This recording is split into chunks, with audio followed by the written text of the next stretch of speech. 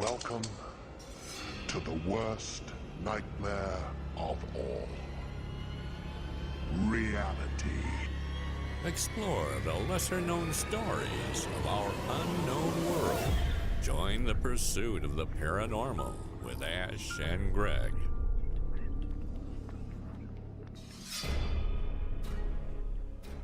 Hello, Ash. Hello, Greg. How are you doing today? I'm good, thanks. I'm really looking forward to our conversation with our guest tonight. And we've already started off with some high strangeness, with microphones, cameras not working. So this could be a sign of things to come. So we're fortunate enough to speak to somebody who we've spoken to a couple of times before. And when we first spoke to him, and the second time actually, he was discussing about a book that he had in the works and was writing a book. And this was some time ago now. And we're fortunate enough that we are joined by him today to not only discuss his personal experiences since we last met, but also his book. So he's published his book, and big welcome to Michael Kameron. How are you doing, Michael? Hi, Ash. Hi, Greg. I'm very well, thank you. And thank you for having me on your show again. No, it's always a pleasure. Yeah, you're like one of our most frequent guests, I think, apart from some of the round table people. I think you're our most frequent guest. So welcome back. It's really nice to see you and speak to you again. Thank you, guys. We've had some really good chats the last couple of times. So interested to now speak to you about everything that's happened since we last spoke. So we spoke to you about over a year ago now, must have been. I think it was longer than that. Was it? I think so. Yeah, it was, yeah. Sorry we haven't had you on sooner, but we did want to wait until you'd written your book. And you've now released over the last week, released your book, which is High Strangeness, A Lifetime of Alien and Paranormal Encounters. Flying Disc Press, which is through Philip Mantle. You got your forward by Paul Sinclair. I have. So that's really cool. So when we spoke to you, you were going to document a lot of stuff that had been happening to you. Yeah. So could you, if you can, could you give us sort of a brief update of where you'd got to before you started writing the book? So a very whistle-stop tour of your life that we had spoken about, and then how you come about starting to write the book. Yeah, well, the book comprises of different aspects of, the high strangeness phenomena, from the paranormal to, UFOs or UAPs, as we now know them to be called, and alien abduction. It also speaks about, moving into when I started to investigate and research it to try to understand why it was happening. Not realizing at the time when it was happening to me in my childhood home in London that it actually started to move with me. I didn't understand it would move around with me, this type of phenomenon, which was not always a good thing. And it also, it talks about, I discuss in the book, I briefly discussed in this book complex PTSD. Last year I was diagnosed with complex PTSD, which is multiple abuse basically over a period of time, and which has not been resolved, but just stays below the surface and plays and acts out, and it's something I want to get into much more deeper and discuss on podcasts, which I've been doing recently in America, about the mental impact on this type of phenomena on people, not just as an abductee, but cryptozoology, people that experience and have experienced paranormal phenomena throughout their lives, and and the impact it can have on them. That this is a big thing, I think, and now we're looking at disclosure. partly parts of disclosure, and I think that part of it as well, for the impact it has on the mental health, is something that should be addressed much more, on podcasts and spoken about more openly, to help people. So I've been asked to go and speak on the UAP medical for the MUFON by Jesse Peake, and I'm open. The writing of the book as well will encourage people to speak about that more, because it's a huge thing, really, and it's something that's not addressed. In my book I discussed that. When we talk about PTSD and we talk about complex PTSD, you have a whole list of different types of abuse and stuff like that impacts people. But this type of stuff in the strangeness field is obviously not recognised by the NHS. But it's over the last year I've been pushing that forward through the NHS for this to be recognised. And although it's quite, the medical profession are not so much trusted when it comes to this type of stuff. But I'm trying to make it more, get it out there, transparent, and for these people to address it. But this is something that I'm pushing forward now. Definitely. That's something that we do. We spoke to a lot of people that, if like you say, they have these experiences, they have trauma and PTSD as a result. And not only do they have nowhere they can really go to professionally, you also obviously have the whole stigma and not being able to talk to anybody about it, let alone anyone professional. So what do you think needs to happen? It's going to take a long time for, like, say, the NHS and things like that to accept it. What can people do, or what do you think needs to happen to help people like you that have had these experiences? Well, I've discussed it recently on the podcast that I did, and we're going to, between me and the host in the United States, they're going to bring together a panel of people, within this field, to basically share their experiences, to openly discuss it, and to see what the conclusion is, what we can do within their own communities, until we can then maybe reach out and get extra help from the outside with people that are more professionally trained in dealing with that. I spoke to when I was diagnosed with complex PTSD. I was speaking to a mental health nurse, a community nurse. She and I sort of put it out there a little bit, a little bit about eye strangeness, to see, put a feeler out to see what she would think. And she said that she's had experiences with hauntings and stuff like that. And she reads, paranormal, a little bit of paranormal stuff. And then I spoke to her and I said, well, I'm an abductee, and she said, what do you mean? And I said, an alien abductee. And, there's a pause. And then she wanted me to explain more, but you often get that feeling, are they really listening to you, or is it, just a joke, or, but she did. She was listening to me, and she asked me for literature. What type of books could I read? Because I want to learn about it. And I mentioned the late John Edward Mack and the book Abduction, being that he was a professor of psychiatry.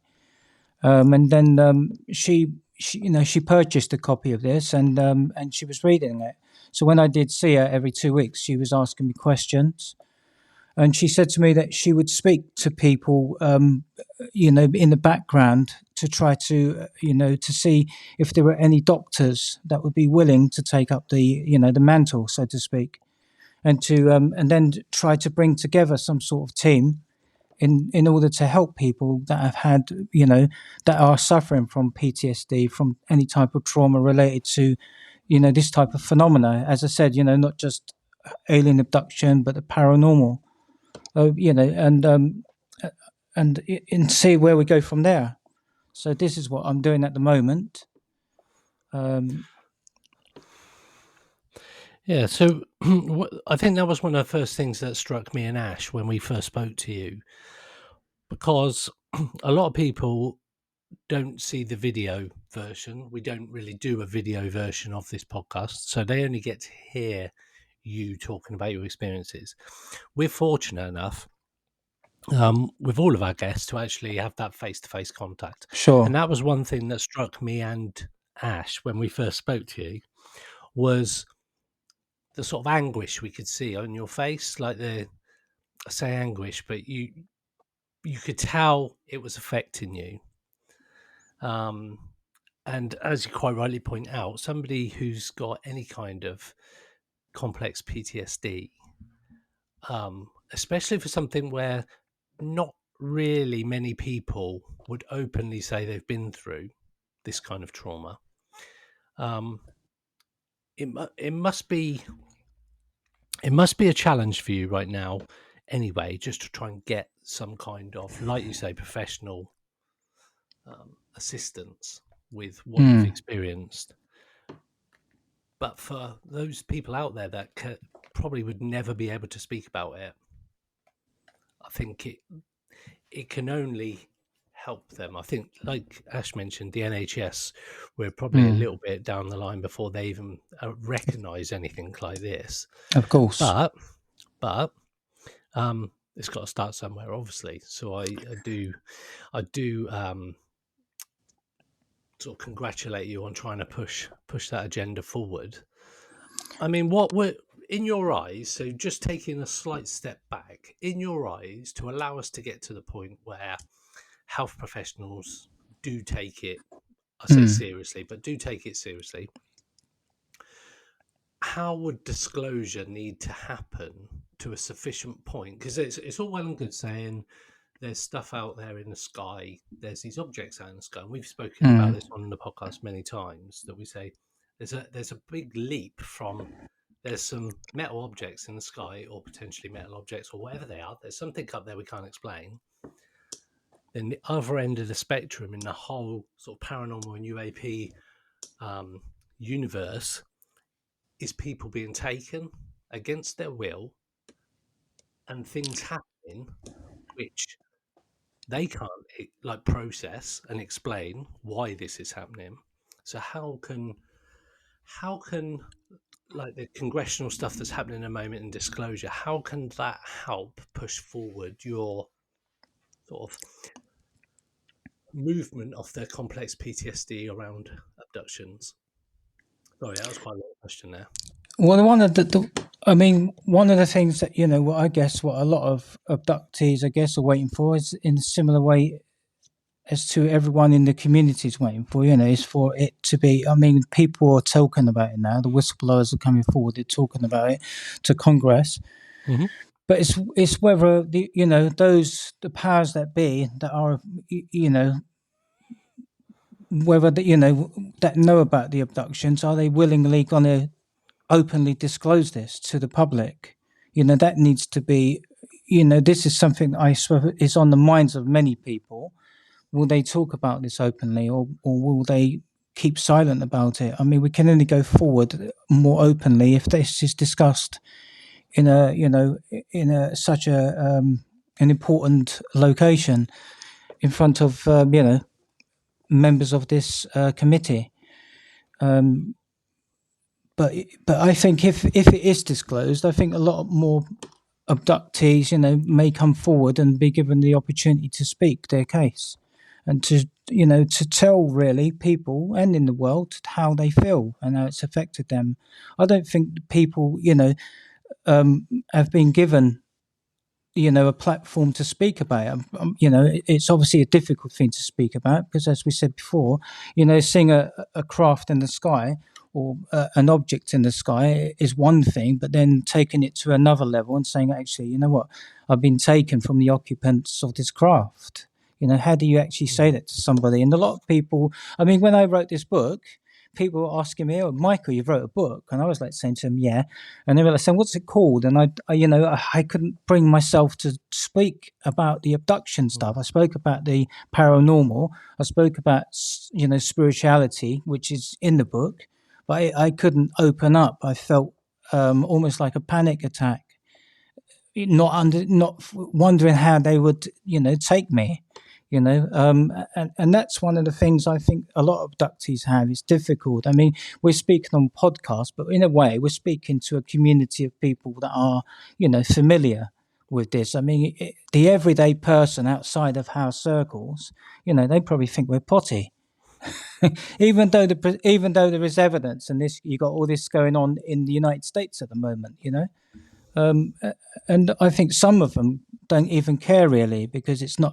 They're looking at what will it do for us, what it will do for them. They don't understand. They don't think the bigger picture and what's involved in all of this. Like seeing a UFO or UAP. A lot of people shrug their shoulders to say what, but within our communities, we've been fighting, for so long to have it openly discussed by, members of the government in this fashion. But and for us, it is important. Every single person in our communities know how important this is, not just for now, but for the future. But and I think more and more professionals, though, will recognise this. Though, if it's openly discussed in such a location, in front of Congress, and you've got people in high-profile positions, professional people, military personnel, talking openly about it, it will encourage, I think, medical healthcare, people to come forward and to say, how can we help? But in the meantime, I think it's just going to be met, if it isn't addressed, with skepticism still. And then if that's the case, then we have to, we can only try and do as much in our own communities to help each other and support each other, to make sure that we're okay, all of us. Well said. And you mentioned at the top of the show about you've been invited to talk at the UAP Medical Coalition. Yeah. With I think Jesse Peake, who runs that. Do you want to just talk a little bit about that and what that is and the work that they're doing? Well, I was contacted by Jesse Peake from MUFON, and I think it's his partner Debs who's involved with it. And it's got a panel of professional people that have been involved in, the healthcare profession. I believe there's also a member on the panel that is a captain. He was a captain in the American Army, I think he said. So it's got a group of different people with different skill sets, and some of them have been involved with experiences, trying to help them. And I think what they're trying to do is what we're trying to do in the UK. Really, is to create a group of people that can reach out and support people in the communities that have been struggling. That's a step forward. But I think this is what we need to do in the UK. And as I say a lot of the time on the podcasts, there's nothing in the UK for us, for any of us that have these, for abductees. As I said, we talk about things, but there's nothing really set in place. We don't have support groups in the UK now, and the ones that we did have, I mean, I might be wrong. You guys might know of one that I don't know of, but. In the older days, we used to have. There were a few support groups about that run by volunteers, but obviously, with their own jobs and home life and so much, in general, these began to fold.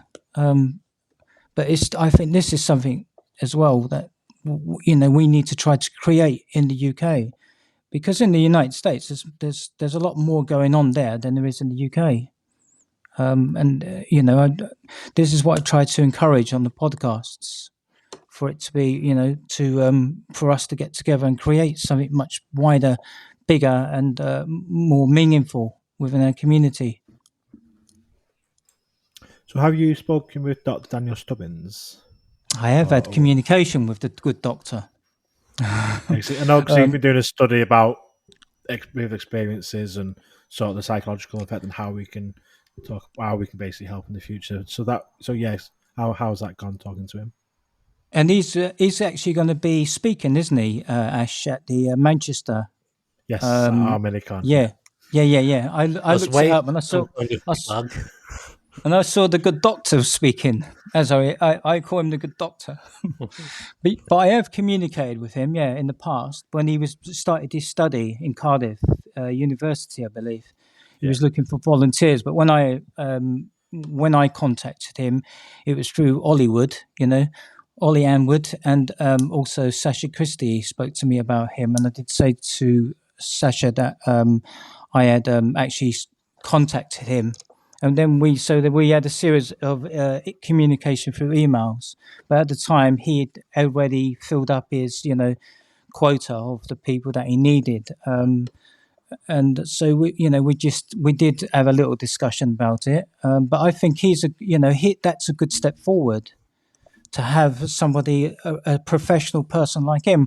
And he does remind me a little bit of John Mack from that perspective, because I think you'll find, I think he did say that he himself had been dissuaded to go forward with this because of his pressure from the peers and, a little bit of a subtle warning to him, but fair play to him. He's ignored that and carrying on with this, and I think that's that shows a brave man.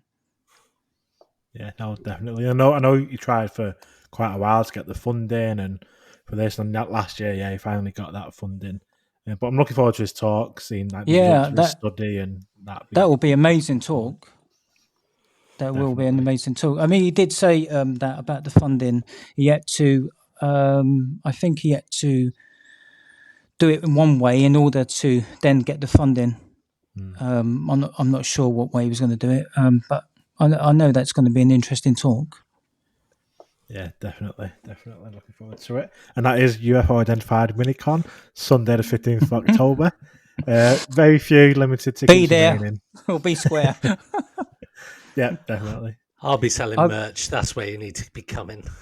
I've subscribed now, Ash, to it, to your site, and hopefully at some point get there myself and get to meet you all.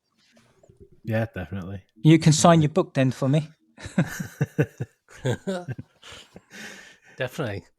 I'll be rushing over to you both and say, "Come on, guys, sign the book." So, talking about obviously people having these experiences and not being support, what advice would you have for someone who's listening who's maybe never spoken about their experiences, and how do you think they can get some support? Well, they can come forward and talk to people like ourselves, that have had these experiences. And, I mean, I've tried to encourage people through reading the books, reading my book, and anyone else has had these experiences is a good point of reference to reach out to. And also, I'd say to contact the good doctor as well, people like this. And, I'm pretty sure he would be open to listen to you and go forward from there. There's a lot more work we need to do though, in order for this. I often say though, how many people are not still stepping forward to talk about this stuff? There's probably a lot of people out there, in the UK, in the United States, across the world, that have still not even had the courage to come forward yet. They've not felt safe in doing so, especially if they've suffered a lot of ridicule. And I think a lot of us have, how many of us in our own circles that we know have suffered from ridicule from, members of your own family, members of your friends, and it's, that's a big thing as well, because that can, cause problems as well. Maybe not. If you have not so much trauma, but it's not necessarily a nice thing either. I think if you haven't got the backing of friends and family as well, I think that is an important part, because then you start to put in place like a support structure. Because like you say, and like we've mentioned, there is a big leap from lights in the sky and objects in the sky to, okay, I haven't just seen that, but this has also happened to me, and this has happened to me on more than one occasion. We've spoken to some other people, and like they won't even talk about what happened to them during their abduction case because it is so bad. So that's somebody in this community and has been in this community for a long time, written multiple books, talks all the time, and even he's just like, and I get that. I do get that there's some things that never need to be shared. I get that, but to be able to get to a place where there's an environment, a safe place for you, plus anybody else who's experienced this kind of trauma through an abduction or anything through the paranormal. Some people are highly impacted by paranormal events that happen to them. And I know Sure. yourself, you've been party to poltergeist and paranormal activity growing up. So there does need to be some kind of support mechanism for you, and currently, and I don't even know how disclosure even gets us closer, because it's still seen as like a fringe part of the UFO or UAP community. Yeah, well, Because I mean, at what point does the US government, they say, yeah, we've got the license card, we don't know what they are. We've got retrieval of crashed craft with non-human biologics in it, of which we still don't know what they are. Yeah. But to go from that to say, you know what, along with all this high strangeness that's going on at the moment, these entities or whatever they are will come down at will. We can't stop them, see them, or whatever. They will take people against their will. Things happen that nobody would in a million years want to experience, and there's nothing we can do about it. And those people haven't even got a voice. So I think even disclosures, not even that scratching the surface on the kind of assistance that you and other experiencers will need. So for you to be pushing that with the NHS and this coalition in America with Jesse Peak, I think that's got to be a good start. And more people, if they can feel brave enough to even just take that first step. I remember we spoke to you the first time, and that was one of the first times you sort of said anything to anybody sort of publicly. Yeah. And we still reference that initial conversation with you, although we don't mention you by name, but we on podcasts we do highlight the fact that people do come to us with accounts that they've never really been able to share before. And like you say, this community is, you've got like-minded people in the community, so you can say stuff on a podcast or multiple podcasts, and people like me and Ash will listen to you, we'll ask you questions, and we'll see, sort of try and Sure. help what we can. But if you were to just go straight to the Daily Mirror or straight on This Morning, the X-Files music would come on for a start. They'd rip you apart. They would. And it's a sad state of affairs that somebody can't tell their story without this light, this beam of joke being shone over the whole thing.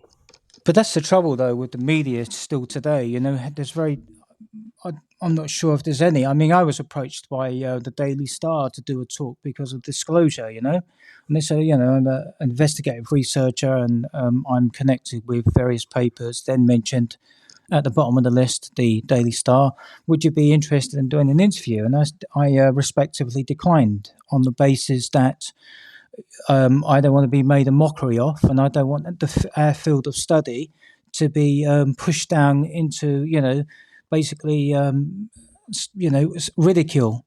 You know, I want them to see that what we do in this community, it's not just a hobby. It's not just, you know, it's a serious business, and we're all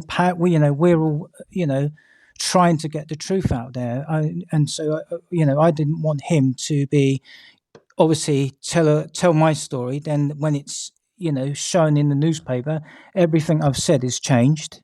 And then it's basically like you said, Greg, you know, you got about the X-Files, it's ridiculed, you know, but just to sell the newspapers, you know. But they need to understand, though, that the people that are involved, like yourselves, in this phenomena, you know, it's not a joke. It will have a huge impact at some point in the future of this world. And probably it's the most important topic to date in this world, because of the because of the secrecy that surrounded it for literally decades. If there was nothing in it, why have you hidden it for so long? So I declined, and he said, "Okay, then, thanks." So, I mean, in my book, I do say that in my book, because John Edward Mack himself quoted about this and said that the newspapers and the media basically make a joke out of it, and they were more interested in selling their rag newspapers than actually presenting the truth and getting the truth out to the public, to the world. Surely that would be the biggest story ever, instead of like dragging us down and ridiculing us just to sell their toilet paper newspaper. So anyway, I said no to that. I stuck with my integrity and said no. Good. So There's a lot of sold their soul to the devil for a fast buck, I tell you. yeah, well, you know what though, it's if we start to do that, then they're not going to take us seriously, are they? We need to show them that we mean business. For sure. I felt good saying that, eh? And you mentioned there Greg mentioned a lot about the support network and stuff that kind of experiences need. Definitely. And it's important because when people do come forward, and to make no bones about it, like it's very, very high probability that you will get abuse, you will get the comments, you will get people coming at you. Even within some sections of the UFO community, seem to attack each other for some reason, and that will happen regardless of who you are. So it's important that you have that support network in place, otherwise you're going to get eaten alive.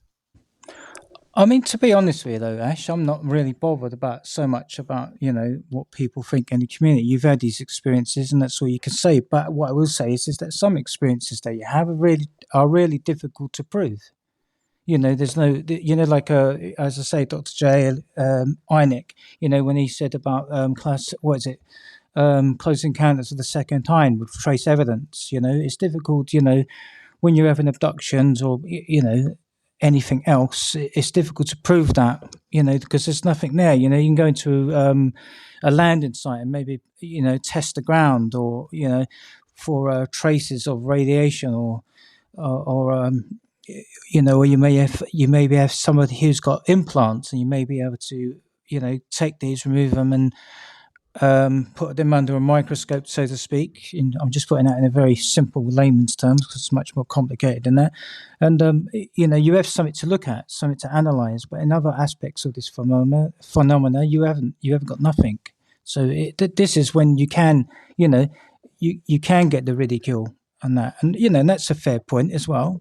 There's nothing you can do about that. It's just an opinion. But we do have these experiences, and but this is where with the disclosure it would help. If they come out and said, this is happening, that would back it up a little bit more, because then they would have files on it, wouldn't they? Case files that then can be presented to the public, and that's a really good point. So in the past year, you said you got a clinical diagnosis. Yeah. With complicated PTSD. So how has that sort of changed how you look back on your life and your experiences? Has it changed the way that you look back on it? Well, it certainly helps. Like you were saying, Greg. It's to do with having somebody basically to soundboard. To talk about this. Your own little counsellor in a way. Although, having said that, it helps more if that person is familiar with the subject, rather than not so much familiar with it. But it's writing my book was very therapeutic, because you were going through and reliving it again. There was a lot of tears actually, and stuff happening when I was writing the book. So, because you're writing every chapter, you're going through the different drafts, and you're working through it. You're working through those emotions, and some of it you're looking back at from your childhood. That's still sort of that you've kept hidden, that you've kept in the background. But writing the book did help me to to release a lot of that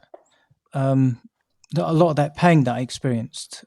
because what you got to think about the book, really, most of the book is, and the trauma related to my experiences are from my childhood.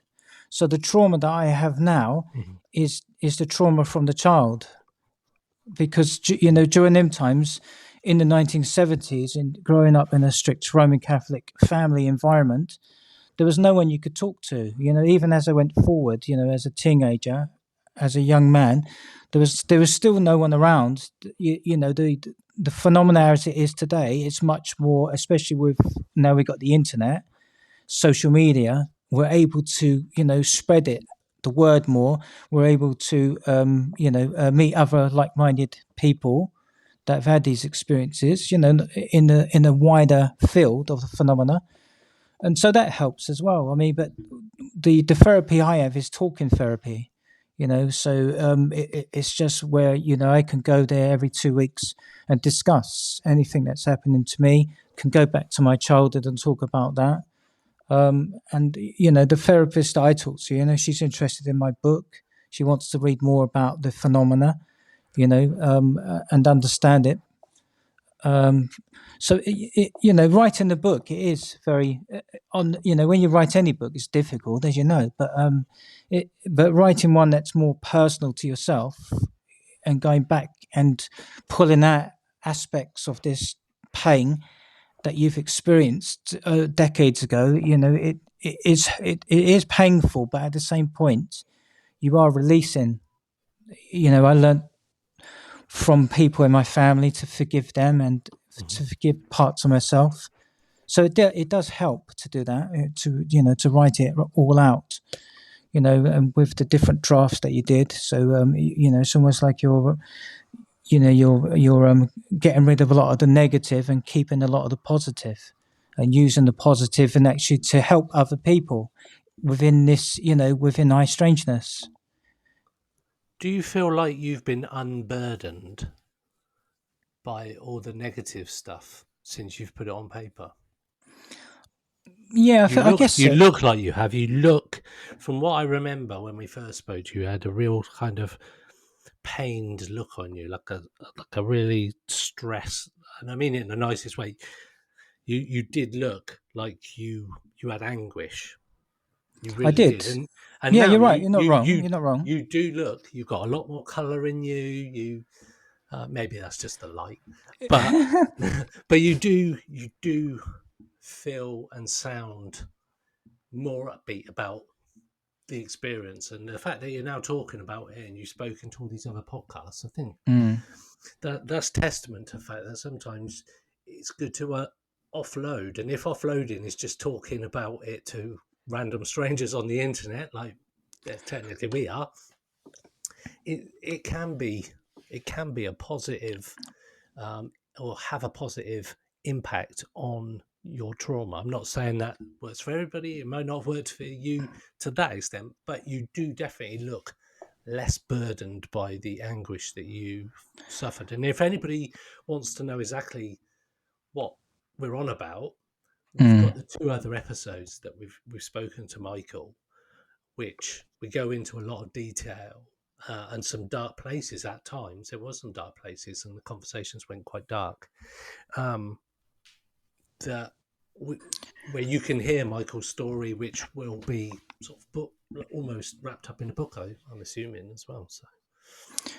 Yeah, you're not wrong, Greg. You're right. I mean, when I did your first 2, there was a lot of this, this pain inside of me, and but as I said, writing the book did help me a lot. When I write book 2, which is the follow-on from this volume, there is a lot of dark stuff in that, which I will be writing about. And as I said to you, there will be a trigger warning on the book, because of the content which will be, which I will talk about. And again, this comes under the experiences I had. Some of them were quite terrifying. That led, at the time I didn't realize back then I was experiencing PTSD. I never understood that back then. And I guess even when I spoke to you guys the first and second time, it wasn't, I never even sort of considered it at that time. But it was obviously underlining in my mindset, and affecting me in other ways.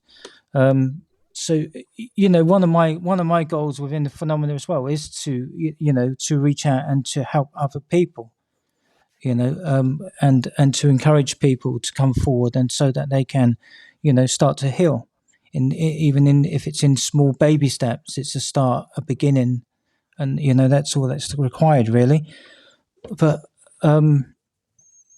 it did help me writing the book. You mentioned obviously talking to a therapist about Yeah. this, which is great. I know that therapists can't talk about other patients and stuff like that, but as this particular therapist mentioned anything about having any other patients with similar experiences or not? No, she's not.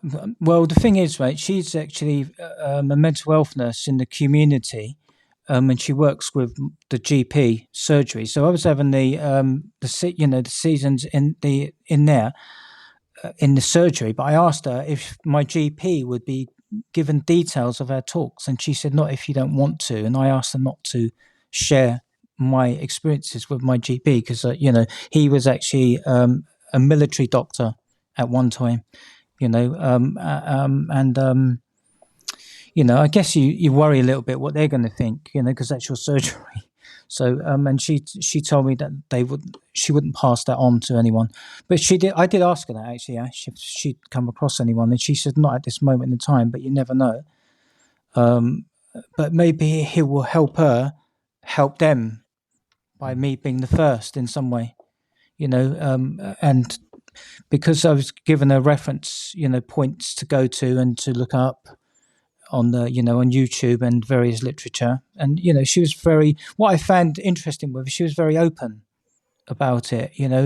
She wasn't, I didn't see any sarcasm or anything like that. She was listening to me. She was asking me lots of questions. I was giving her lots of information, lots of feedback, and she just wanted to know really how this impacted my life. And I guess by doing that type of research herself, it can only benefit her in helping other people that are having these experiences. And I think and I said to her, there might be other people that are your colleagues that could well be having these experiences, but just not talking about them.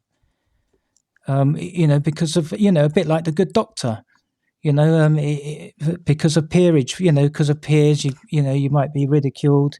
You might, because they're in high-profile jobs. I'm pretty sure you guys have come across many people in your interviews that are in professional jobs. Perhaps, and we'll only discuss it with you guys or within these circles, but not outside of their own professionalism. Which is difficult as well. Yeah, for sure. We've had people, and with me as well, saying like, don't mention my profession, don't put in my name and stuff. Like if where I live and what my job is, people might be able to identify me if it's like quite a unique job and stuff like that. So yeah, it is a very real issue. And understandably, it still is. I mean, I'd be well surprised. I'd be well surprised, Ash, if there isn't anyone in the medical professions that have not had these experiences. There's got to be loads of them, and they're just not talking. I mean, if you think about it, a lot of the UFO whistleblowers now, what are they doing? They're coming onto podcasts. They're talking to people like us, and they're not going to their own organisations. They're coming to us. They're coming to people like yourselves to speak about these experiences they're having, because their own military command are basically telling them to either shut up about it or it doesn't exist. When they know they know themselves by seeing it with their own eyes that it exists. And so where are they going to go with it? Well, to what the media can consider to be the fringe. So it says a lot. Definitely. So have your experiences continued since we last spoke? Is it still an ongoing? It's ongoing, but not as much. There's there are happenings here and there, but nothing as it was. It wasn't as bad as it was. It's calmed down a bit, but I do have the odd paranormal experiences, like a lot of people do. And a lot of the time, last night I did have something which was, again, it's broken up, which was more than coming into remembering it as a dream, really, which is, being in an underground base among other abductees. But the only thing I would say is, I've been discussing this with a few people today, is that I was among abductees, and there was a girl, a young woman that was brought into the room with me, and I immediately recognised her as someone that I've seen before here now. But I can't remember any more than that. But it's just, again, it's broken up, it's fragmented. But it is what it is. That's all it is. It was just that. But for me at the moment, what I'm experiencing is just as I was saying about the, flashbacks, panic attacks, and things like this, of this nature, really, at the moment. That and it's, I seem to have, I do seem to have things happen to me after spoken on podcasts, So, who knows? But the only beneficial thing I can say to that is, if you're a writer, you can jot it down into a journal and make something positive of it by creating a narrative and putting it in a book. That's the best way to channel it, I think. So you mentioned that things have sort of calmed down a little bit, which is obviously great, and that you're starting to experience some paranormal stuff. Right at the start, you were experiencing paranormal stuff, and I just wondered, is the sort of level of stuff happening now, is it on a level as to what it was before all this stuff happened when you were little, or is it, what, can you explain what sort of stuff's happening now? Yeah, just feelings, or feeling entities around you, shadows from the peripheral vision. It's just, it's not as strong as it was. It's just there, you just notice certain shadows moving around in your location. I did have, where I am at the moment, where I'm living at the moment, temporarily, I'm on a farm in the southwest of England. Literally, if I look out my window now, it's pitch black. You can't see your hand or anything. It's that, but I was mentioning to somebody on here, one of the cryptozoologists, basically, that I was outside here where I am now, and I was on the phone to somebody talking. It's pitch black, and then on the lane itself, I saw something standing there, which was like literally, some sort of creature. I don't know what it was. It was just a figure of it. I could see the figure of it, and it was blacker and black. It was blacker than black. All I can say it was black. So it's black out there, but it was darker than the actual night. But when I was looking at it, it didn't have no. And I was saying to my friend on the phone that there's something in front of me, literally on the lane going out of the farm, and it's just standing there, just and it didn't have eyes, so there was nothing glowing eyes on it. It was just a dark figure, and I have no idea what it was. And so, because I actually, at the time, and as I said to him, at the time, you don't think about it. I didn't take a picture, which pissed me off, because I was annoyed about that, because you should always take a picture, should you? But you're not in that frame of mind sometimes, I could have got off the phone and said to him, I've got to go now, and then, quickly take a picture with your hand shaking. But I also did was I went back inside and I put the spotlights on from the house, and I went out literally within the grounds, and I just couldn't see anything. But then about a month later, in the same spot, I was again talking on the phone, because you can't get a good reception here unless you go outside into where the farm equipment is kept. And I was standing there talking, and all of a sudden I had a blue orb, literally like the size of I would say a small, not a small ball, but a small little football size, and it had like a plasma towel upon it, on it. And as it went past me, it just was shot past me. It was silent, and it was quite bright. And I was like saying to my friend, "Oh, there's a blue orb that's just gone past me." and then it just, when I looked, I couldn't see where it had gone. I don't know if it just, vanished, or it just took off so fast I couldn't see it. And so I had that happen to me. But the property where I am, it's on the ley line of the is it the Michael line, going through to Glastonbury. So I don't know if that's connected in any way. I don't know if you guys are familiar with anything like that. It's not really my field, but so there is just not far away here, just in front, just a few clicks in front when you go outside there's actually a forest there that's been around quite a long time. So I'm trying to find out if there's any history to that and anything associated with that. And there's another guy in the cryptozoology community that's actually trying to do some research to see if there is any paranormal experiences. I've spoken to a few people that are, in the farming community, but they're really difficult to get information out of. It's like blood out of a stone. They won't tell you nothing, but they do say that they see, the black cats and everything, which are quite common now to Somerset, to this area. And I tried to say to them, because they're quite old school, a lot of them. And I say, "Oh, so do you see anything unusual?" And they say, "What do you mean unusual?" And I said, "Well, lights in the sky, lights in the sky, or shadowy figures in the forest." And they don't say nothing to you. So I'm still trying to work at it, try to chip away at them. Good luck with that. But yeah. So, but I'm pretty sure they got some good stories. It's just trying to get it out of them. I might have to offer them, go down to the pub and get them a cider. Definitely. That might do it. So, your book, High Strangeness, A Lifetime of Alien and Paranormal Encounters, do you want to give us a brief overview of the type of things that were included in your book throughout? So it took period of life it covers, that sort of thing. Yeah, it talks about a brief history of the location of my childhood home, which is, when I was doing writing the book, I found out a few things about the location which was quite interesting throughout history, which may have a bearing on why there was paranormal activity in the house, poltergeist activity.